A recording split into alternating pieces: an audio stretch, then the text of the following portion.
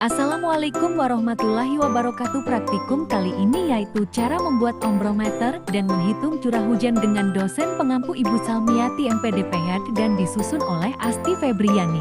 Latar belakang curah hujan merupakan salah satu unsur cuaca yang datanya diperoleh dengan cara mengukurnya dengan menggunakan alat penakar hujan, sehingga dapat diketahui jumlahnya dalam satuan milimeter mm. Curah hujan 1 mm adalah jumlah air hujan yang jatuh di permukaan persatuan luas AM2 dengan catatan tidak ada yang menguap, meresap, atau mengalir.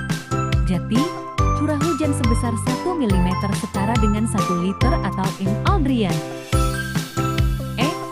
dan kawan-kawan, 2011. Ombrometer termasuk ke dalam perangkat pengukur curah hujan yang biasa digunakan di daerah Indonesia. Ombrometer memiliki kelebihan di antaranya. Pengukuran data dilakukan secara manual sehingga bisa mengamati hasil yang digunakan secara langsung. Ombrometer memiliki tingkat ketelitian tinggi dalam merekam data dibanding dengan pengukur curah hujan otomatis. Satuan alat yang digunakan sama dengan satuan pada ukuran data, sehingga memudahkan dalam pengukuran. Selain kelebihan, ombrometer juga memiliki kekurangan sebagai pengukur curah hujan manual. Kekurangan ombrometer mampu menghambat petani dalam proses perawatan tanaman pada kebun. Berikut kami jelaskan beberapa kekurangan dari ombrometer. Ombrometer merupakan alat ukur curah hujan manual, sehingga memerlukan campur tangan manusia dalam pengelolaan data curah hujan. Data yang diukur dari ombrometer terkadang tidak akurat. Hal ini karena adanya human error atau kesalahan dalam penghitungan data curah hujan oleh beberapa pihak. Risiko kehilangan data tinggi. Data yang dicatat dalam kertas atau buku berisiko hilang sebelum diserahkan ke pihak manajemen. Ombrometer memerlukan pinadangan, seperti halnya dengan perangkat yang lain. Ombrometer akan tetap bisa berfungsi dengan baik. Tujuan, alat dan bahan.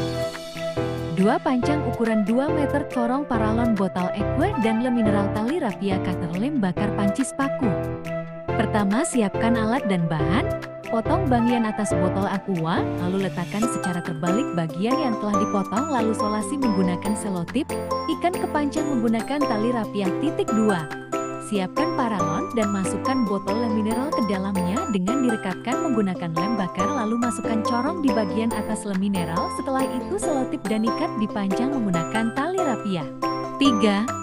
Tancapkan 2 patok pancang tersebut di tempat terbuka. Amati selama 2 minggu setiap hujan dan sebelum pukul 7 WIB.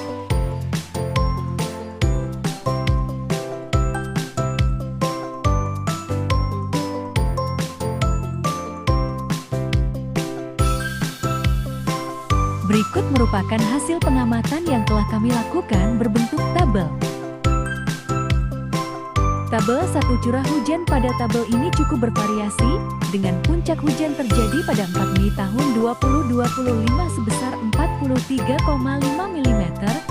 Hari-hari tanpa hujan juga tercatat, seperti pada 27-28 April dan 23 Mei. Fluktuasi ini menunjukkan pola hujan intermittent yang umum dalam transisi musim pancaroba di daerah tropis Bappenas. 2020, penggunaan ombrometer jenis panas memungkinkan penguapan cepat, sehingga ideal untuk area lembab. Tabel 2 analisis.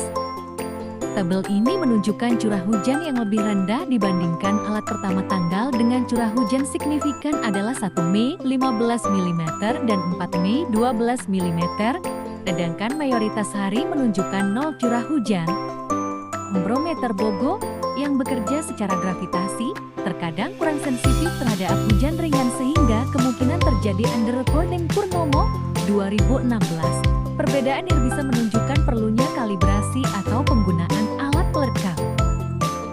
Kesimpulan berdasarkan 2 tabel pengamatan curah hujan menggunakan alat ombrometer berbeda, didapatkan bahwa alat ombrometer panas mencatat total curah hujan sebesar 150 mm dengan rata-rata harian 71 mm, sedangkan ombrometer Bogo hanya mencatat 55 dengan rata-rata 3,96 mm selama periode yang sama, 25 April 8 Mei tahun 2025. Perbedaan signifikan ini menunjukkan adanya variasi sensitivitas dan akurasi antar alat. Alat ombrometer panas cenderung lebih sensitif terhadap presipitasi ringan, sementara ombrometer iboga berisiko melewatkan hujan ringan. Oleh karena itu, pemilihan jenis alat dan kalibrasi yang tepat sangat penting untuk mendapatkan data curah hujan yang akurat dan andal dalam studi klimatologi atau pertanian.